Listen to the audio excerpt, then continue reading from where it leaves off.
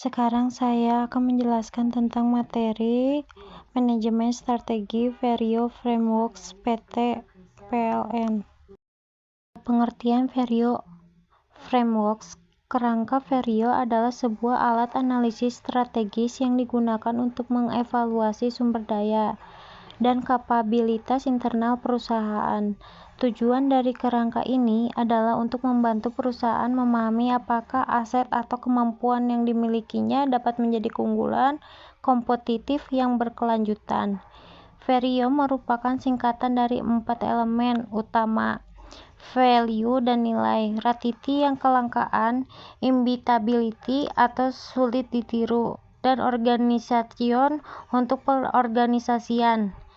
Jika suatu sumber daya memenuhi keempat kriteria ini, maka perusahaan memiliki peluang besar untuk mempertahankan keunggulan dan dalam jangka panjang dan bersaing secara efektif di pasar. Kerangka ini sangat berguna dalam perencanaan strategi jangka panjang dan pengambilan keputusan bisnis. Apa itu Vario Frameworks? Vario terdiri dari 4 komponen utama yang masing-masing memiliki peran penting dalam menganalisis keunggulan kompetitif perusahaan.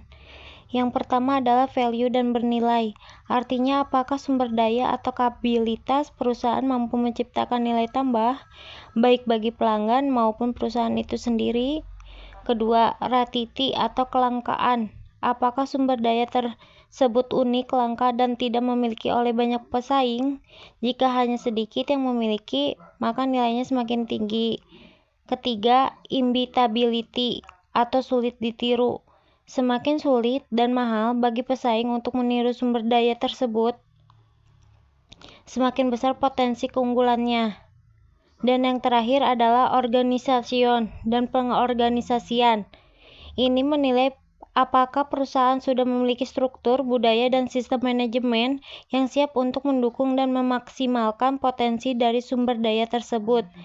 Jika keempat aspek ini terpenuhi, maka perusahaan berpotensi memiliki keunggulan kompetitif yang berkelanjutan. Analisis Vario pada PT PLN. A. Value bernilai. PLN memiliki layanan listrik yang sangat vital bagi kehidupan masyarakat dan aktivitas ekonomi. Listrik adalah kebutuhan dasar. Tanpa listrik, industri, sekolah, rumah sakit, dan rumah tangga tidak bisa berjalan normal. Artinya, sumber daya PLN memiliki nilai yang sangat tinggi dan penting bagi negara. B. Ratiti langka. PLN memiliki keunggulan karena menguasai jaringan kelistrikan di seluruh Indonesia, termasuk daerah terpencil yang sulit dijangkau. Ini adalah bentuk monopoli natural, di mana hanya sedikit atau bahkan tidak ada perusahaan lain yang bisa bersaing dalam hal cakupan wilayah dan skala infrastruktur sebesar PLN. Karena itu, sumber daya ini tergolong langka. C. Imbitability sulit ditiru. Infrastruktur kelistrikan PLN seperti pembangkit dan jaringan transmisi nasional dibangun dalam jangka waktu puluhan tahun dan menelan biaya sangat besar. Kompleksitas teknik dan kebutuhan investasi yang tinggi membuatnya sangat sulit ditiru oleh perusahaan lain, terutama dalam waktu singkat. Inilah yang membuat kapabilitas PLN sulit disamai. D. Organisation atau terorganisasi. PLN bukan hanya punya sumber daya besar, tapi juga mampu mengolahnya dengan baik. Dengan dukungan struktur organisasi yang mapan, tenaga kerja yang profesional, sistem manajemen yang modern, dan regulasi pemerintah yang berpihak, PLN sudah sangat siap untuk memanfaatkan semua sumber daya ini secara optimal dan berkelanjutan. Framework Vario pada PT PLN. A. Jaringan listrik nasional. 1. Value bernilai. Jaringan listrik adalah kebutuhan pokok dan sangat penting untuk masyarakat dan industri, jadi jelas bernilai. 2. Ratiti langka. Jaringan listrik nasional yang luas dan terintegrasi itu sangat langka karena tidak semua perusahaan punya jangkauan sebesar PLN. 3. Imbitability sulit ditiru. infrastruktur sebesar ini sangat mahal dan kompleks sehingga sulit untuk ditiru oleh pesaing. 4. Organisasi terorganisasi. PLN punya struktur dan sistem yang mendukung pengelolaan jaringan ini secara efektif. Kesimpulan, ini adalah sumber keunggulan kompetitif berkelanjutan karena memenuhi semua kriteria Verio. B. Teknologi pembangkit berbasis energi baru terbarukan.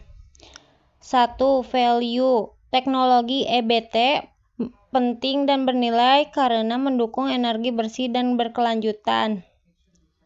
2. Ratiti tidak terlalu langka karena teknologi ini sudah mulai banyak digunakan oleh pemain lain dan berkembang secara global.